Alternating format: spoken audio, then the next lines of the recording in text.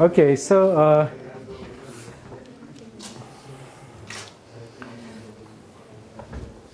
let's start. I'll start with a question that uses these things we discussed, but comes a little bit differently. So let's see if you can solve it.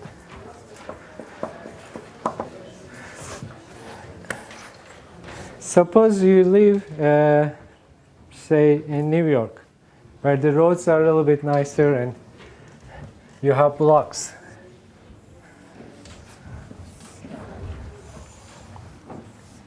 So maybe you've seen in movies, New York has these blocks where the roads are perpendicular to each other, not like curves like roads in Turkey. They're like sort of straight up or straight sideways. And there are apartments in all these places by their skyscrapers and stuff. Okay? And suppose you live here. So this is your home. Okay, let's wait.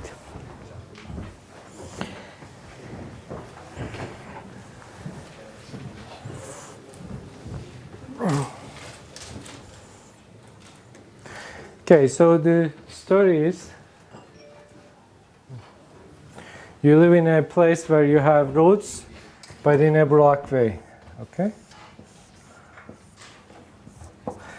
And you live in one corner of this block way. And your work is here.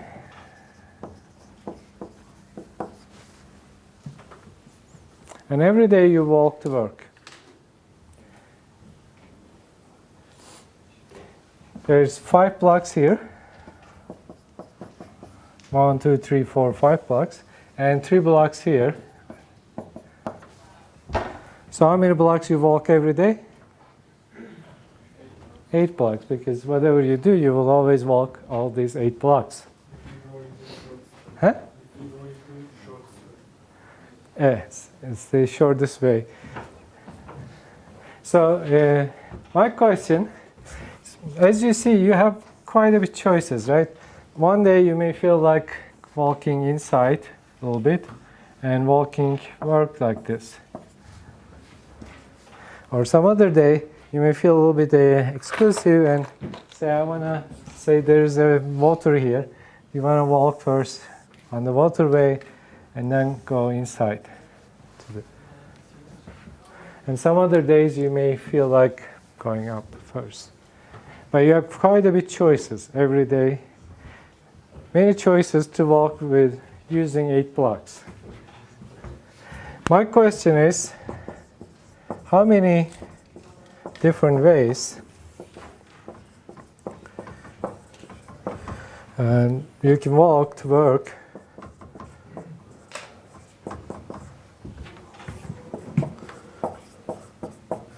of course you don't want to go back and forth, so let's say with exact 8 blocks. With exact 8 blocks. I'm walking exact 8 blocks.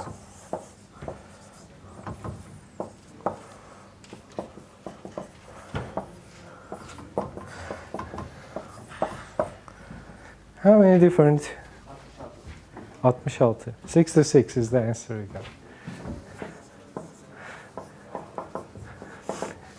In the exam, instead of putting a number like this, you better buy a lottery ticket. You have better chance to succeed in life. These things, if they're wrong, you get 0 points. But if you write something, if it is wrong, you get some points. Right? If it is correct, you get like 3 points. All over 20. Because it doesn't say anything, it's just a number, 66. And in this case, actually, it's probably wrong. 66. Why is 66? Just random number. Anyway, it's not correct. But also, I mean, even though it's correct, you won't get much points, right? It's just a number. Anyone can come up with a number. The solution is very clever, and you actually, I mean, there's a couple of different solutions, but one of them, you will feel very comfortable. knowing what the answer is. So there's no hesitation. Like once you solve it, you should never. In mathematics, we call it that it should click. Like you should not feel like something else is possible. So when you solve a mathematical question in a correct way, this is also true in the exam, it should not make you feel like there is any other way of solving it. That's what mathematical solution means. It should not feel any hesitation inside you.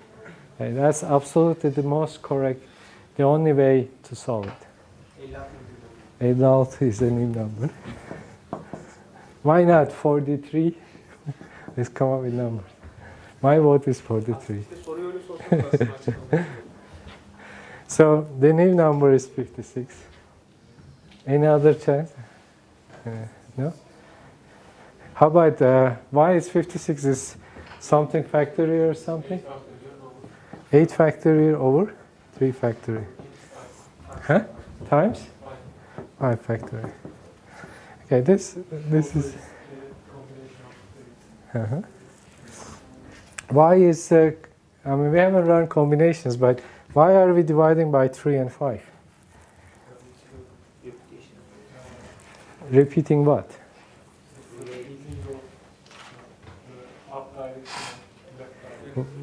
Up direction, repeating.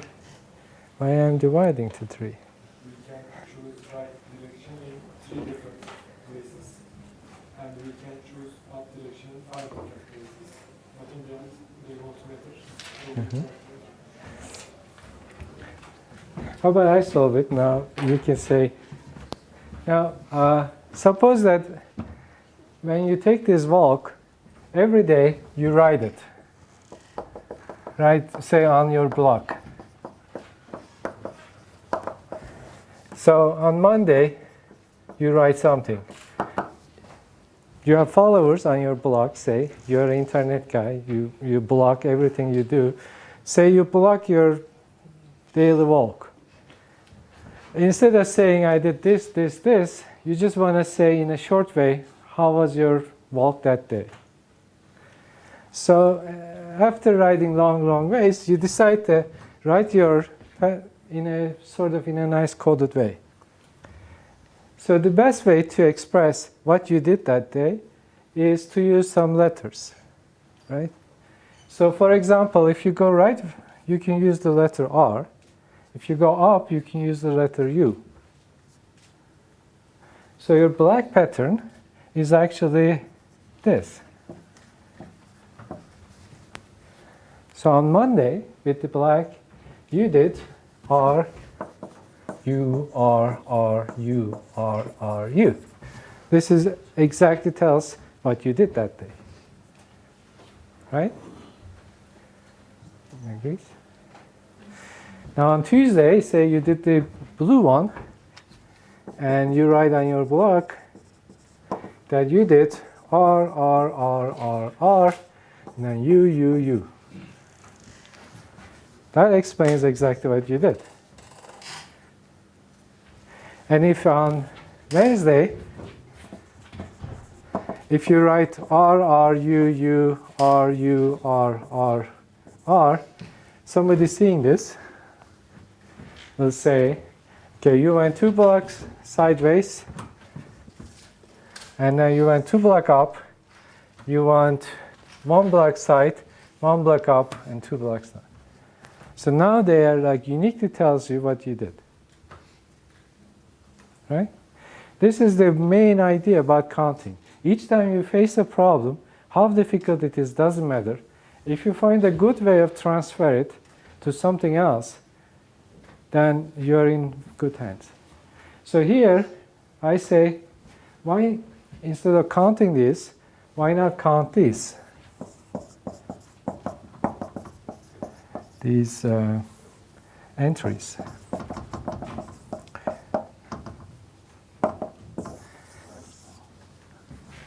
So instead of counting these, instead of solving this problem, count number of possible ways to write these block notes. Is it easier question or not? If it is easier question, that means It's a good way of converting your question to something else. Most of the things you will be doing is given a hard problem, you will convert it to an easier problem. So in this case, I'm claiming that this is an easier question to solve. Why is it an easier question to solve?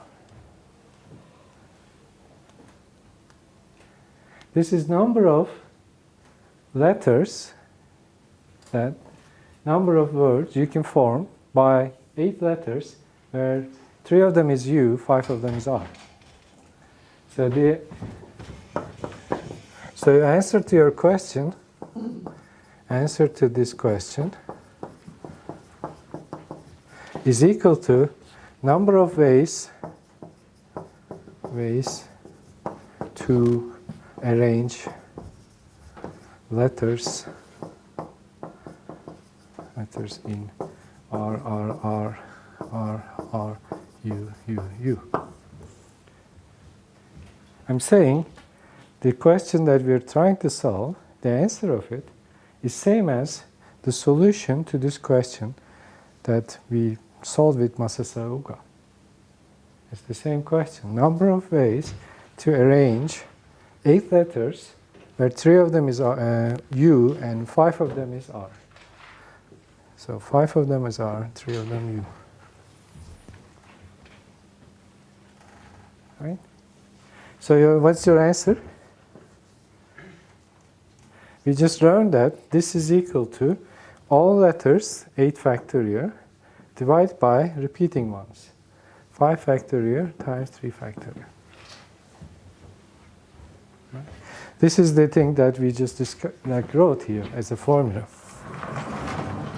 Right?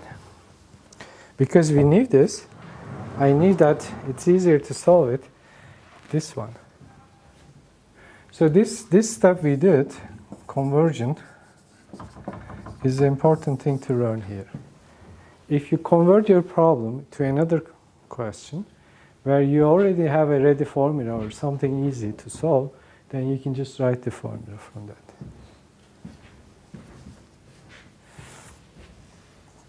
Question?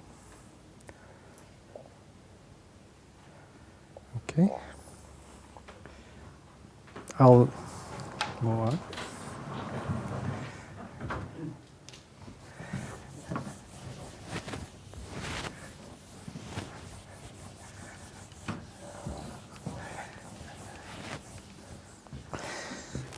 You learn the most important philosophy behind counting.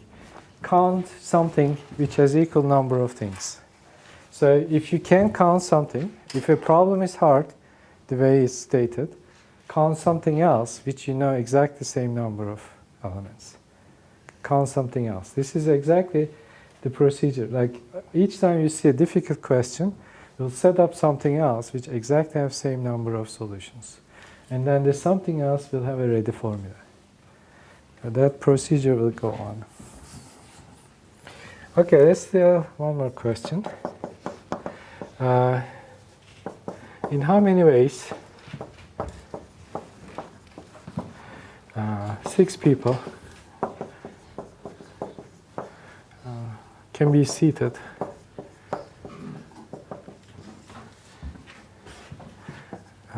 in a circle?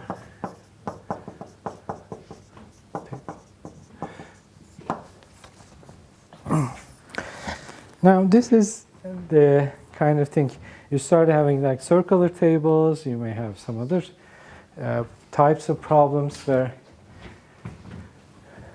the usual methods you know should be combined to solve this. Okay? So any guess how this answer is? So if 6 people say Ayşe, Mehmet, Hasan, Salih, and Ercan, and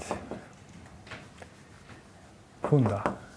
I don't know if I got any other names. You have 6 people, and you want to put it in a circular table. Circular table means, actually it doesn't matter, like, when there's no there's no window that you can say this part is special, okay? So there's nothing else which makes this part more special than this part.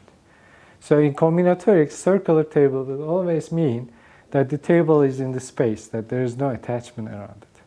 So this part is indistinguishable from this part. That is basically why they say circular table.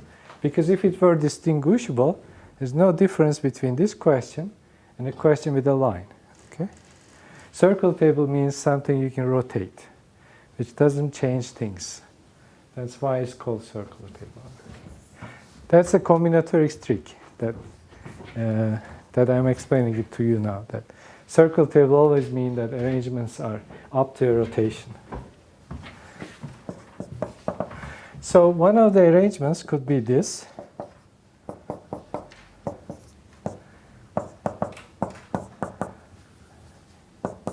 But it will be equal to this arrangement.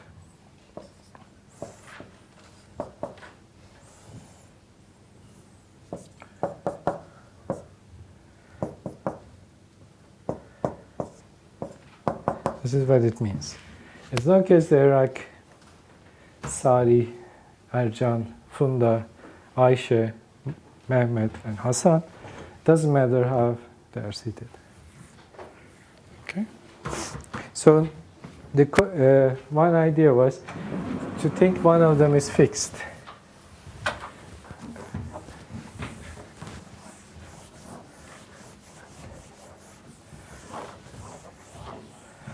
So that's actually a very good idea. This is because you can rotate it. You can choose one of them, say Mehmet. Choose Mehmet, and choose a special location, say next to the kitchen, and assume Mehmet is there.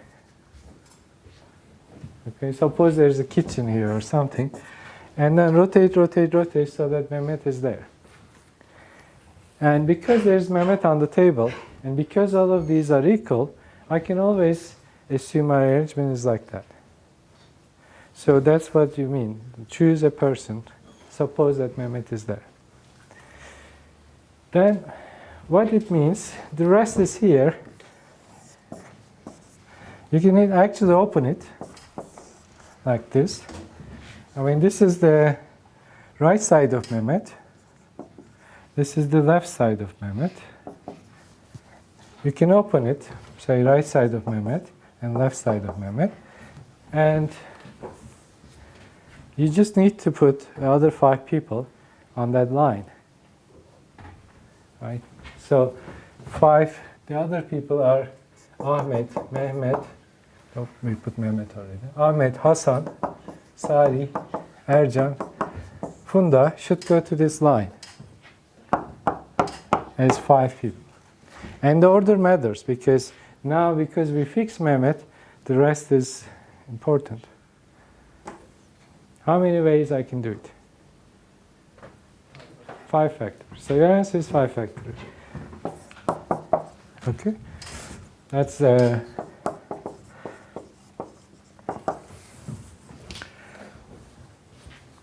see, I just use pure logic, reasoning, understanding, and some pictures, explain my solution, and found the answer with no hesitation. Like now, all of you will say, there is no reason to think about 6 factors, 3 factors. Like it's the answer, right? You can feel it. This is the answer because we drew pictures. Right? So it's the secret of solving a question with no hesitation is to really solving it, not just like guessing a number.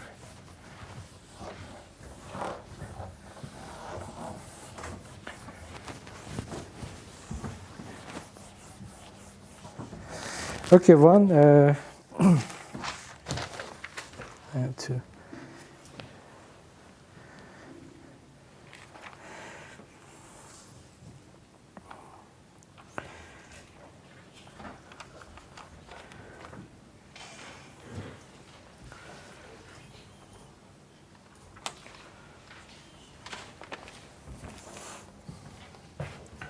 One more question.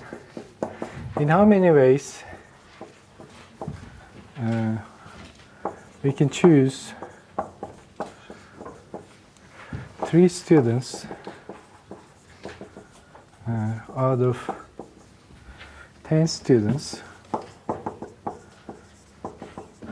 to form a committee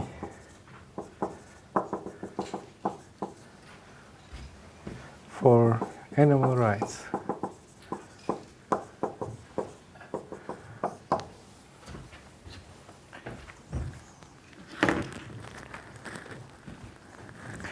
In nominee phase, I can choose a committee with 3 students out of 10 students. Say 2, 4, 6, 10. So you have 10 students here in this group. I need to choose 3 of them to form a committee for animal rights. You're not asking for volunteers or anything, just directly choosing. How many different ways I can do this? 3 of them. How many different ways? 10? 10 factorial divide by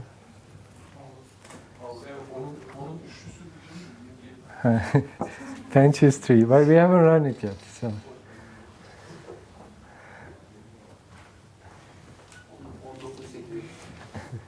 So, okay, let's see. This is number of ways. Okay, let's do this. Number of ways to put 3 students, choose 3 students in a line.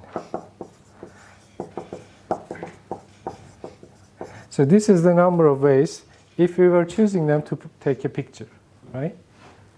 10 times 9 times 8. That is for the picture. But I'm not taking picture. I'm just choosing a committee.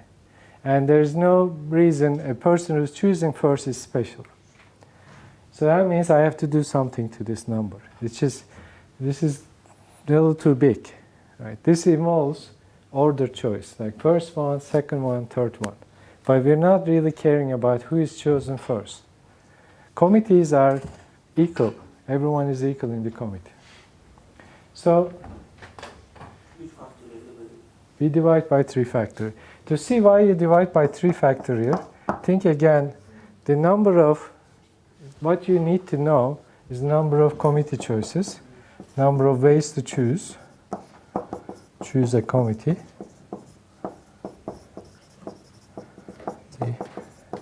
With 3 students. And then think that the committee is chosen. Now you want to take a committee picture.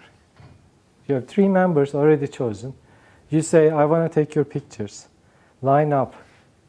So this one is arranging these 3 students, arranging 3 students in a line. So if you do this 2 steps experiment, you get 3 students in a line. And arranging 3 students in a line is 3 factorial.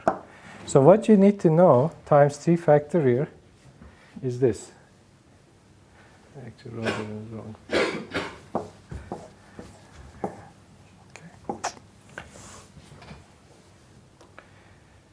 That means question mark, or the answer you need to know, is this divided by 3 factorial. Because that's exactly the number of steps you have to take once you choose the committee. Your overcounting is adjusted by this division. Always think it as you're multiplying 10, 9, 8 r times, and you divide by r factorial, instead of more other complicated formulas. It's the best way to think. Let me write that also as a formula.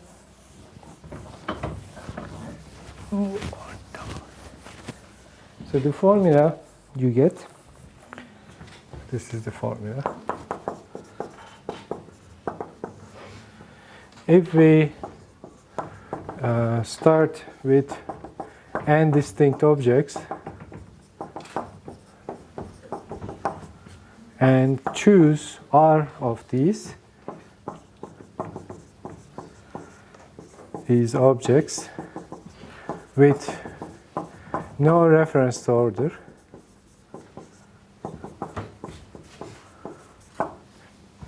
Then this can be done in, so I generalized it. Instead of 10 students, I have n objects, distinct. Instead of 3 students to choose, I have r to choose. So with the same rational, you have to multiply numbers, r of them, r of these numbers, which means you have to go to this. Okay, you have r numbers multiplied. This gives you ordered choice of r things. So this is the picture. And now you need to divide it to number of arranging is r. To divide it makes it in a basket, in a bowl. So order is no matter. If order is no matter, no reference to the order, you always divide the number of ways to order. This number, you can also write this as n factorial divided by r factorial times n minus r factorial. Is what he told us. It's called n choose r. We're choosing r things in n things. That's why it's called n choose r. So called n choose r.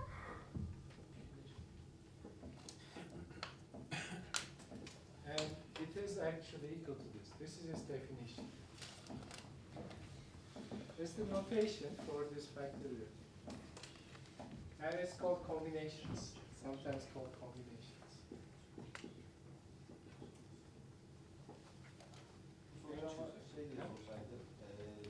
In how many ways can we form a committee for any right?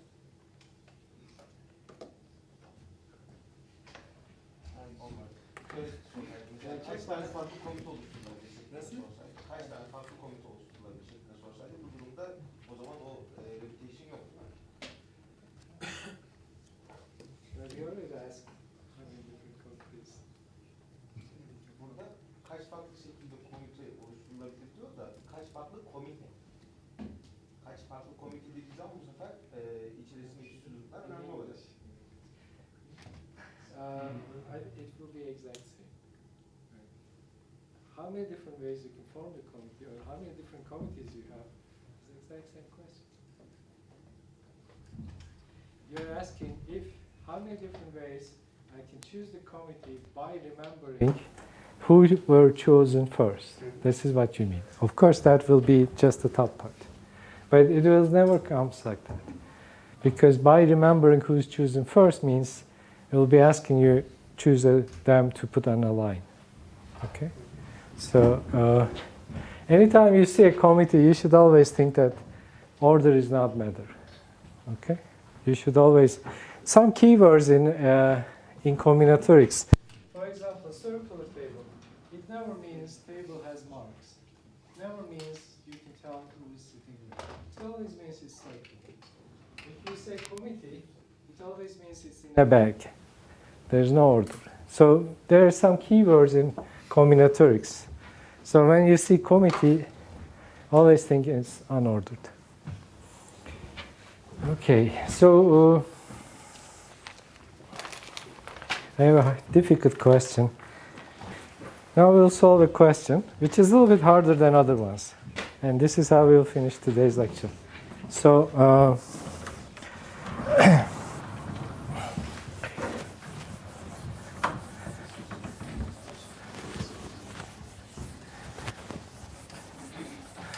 okay, before I give the question,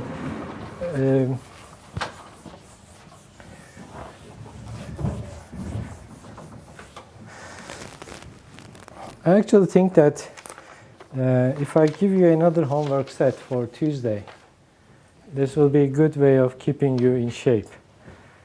Do you agree, or do you think it's too much to have one every week? I mean, we could make it a little longer periods too, but usually it doesn't help students not to give them every week. Huh? Cuma. On Friday. Friday we have 2 hours, and usually Tuesdays works better, but is it too long? Or we can do it on, let's say do Friday if you, so let's say do Friday. It's actually not very difficult. So 2 questions again, 5 questions again from Grimaldi, sections 1.2, 1.3. Questions are these. So from Grimaldi.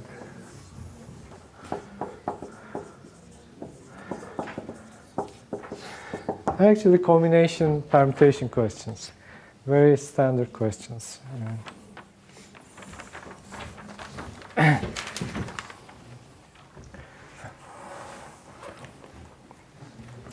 Okay, now it comes to this difficult question. So a group of n components consisting of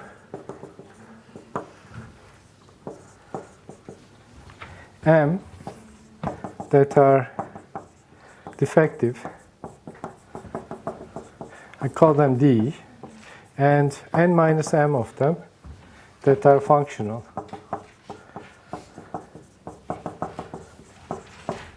We call them F.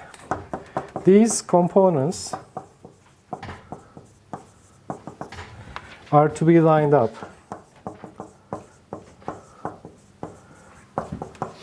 in such a fashion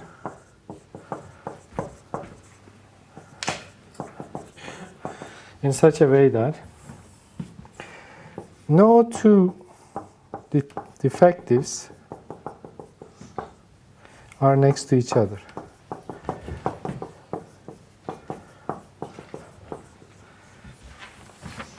How many linear arrangements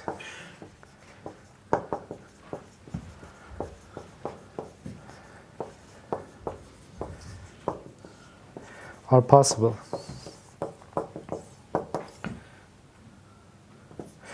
Of course, we are not going to distinguish functional components and the defective ones among each other.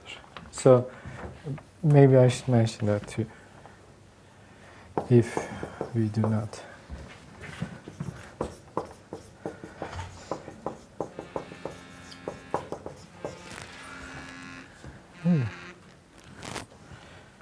Distinguish the functional ones.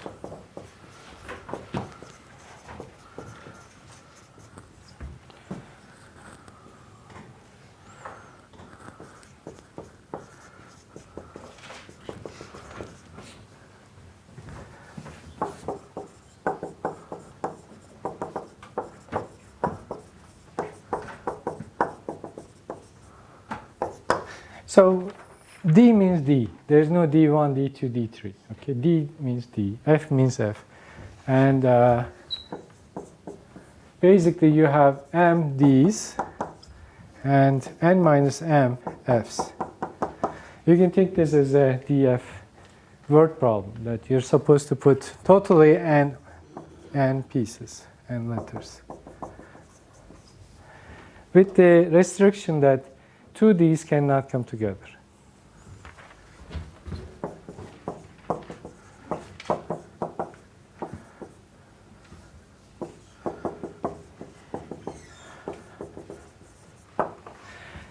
I mean, you could be facing this question, for example, in the New York problem, where you're not supposed to go right twice for it.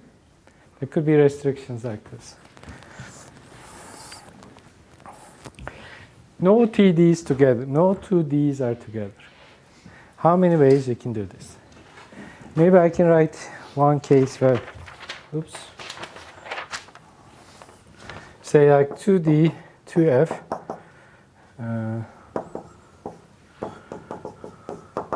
Then you can do this like this. Or you can do this .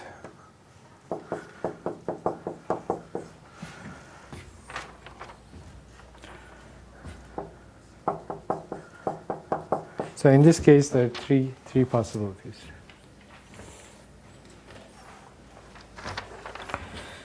So how many ways I can do this?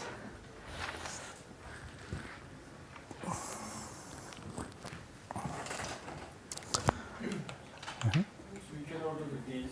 Uh-huh. You can place them and the space between these can be filled with S.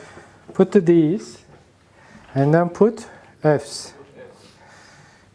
But then you have to put something for everywhere. You can't miss We it. have now the M plus 1 places for F, S. Okay.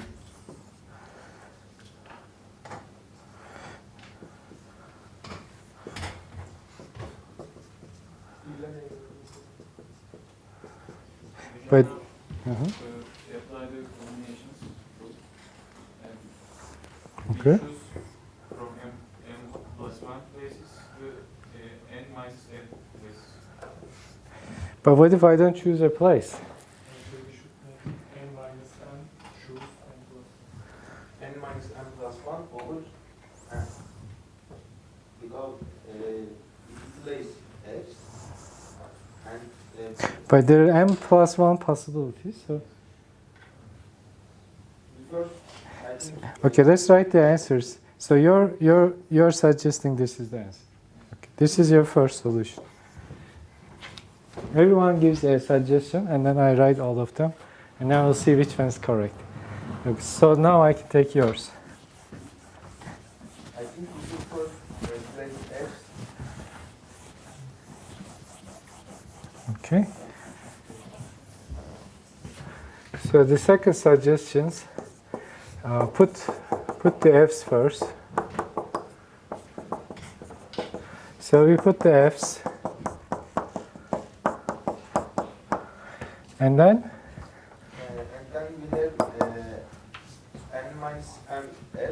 So- It means we have N minus M plus 1 place to. so we have n minus mf's. So you're saying n minus m plus 1 possible spots.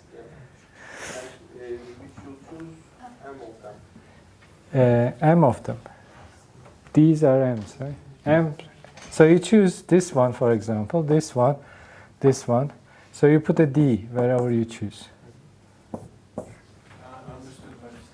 my mistake. So this is taken away.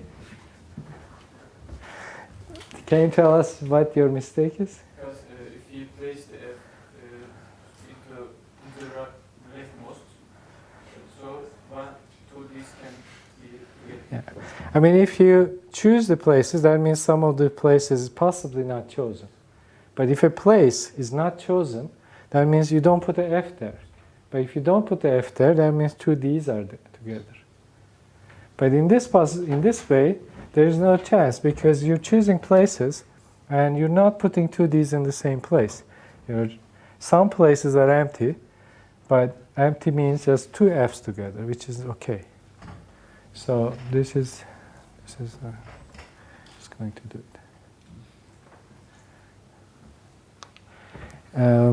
We'll see later something called repeated combinations, and we'll interpret this from that direction too. But this is important that it looks like arrangement question. So many of you probably will be tempted to think this n fact divided by m, n minus m, and then maybe divide by something else, or multiply it with something else, or subtract something else. It's not like that, okay? It's not going to be just like arrangements of these and f's and then doing something to get rid of the togethers. Mm-hmm. But to be able to write this answer, we should say that M should be bigger than N minus M plus 1. In that case, we'll have conventions that this will be 0. Okay, so we'll have a convention that n choose r is 0 when r is not smaller than n. So this notation will mean nothing when r is not. You're right. You have to have enough spots. So you have to have this thing should be less than this thing. Okay? Otherwise you have no nonsense. Everybody follow this? Do you have questions? I mean, this is just a sample of these type of questions where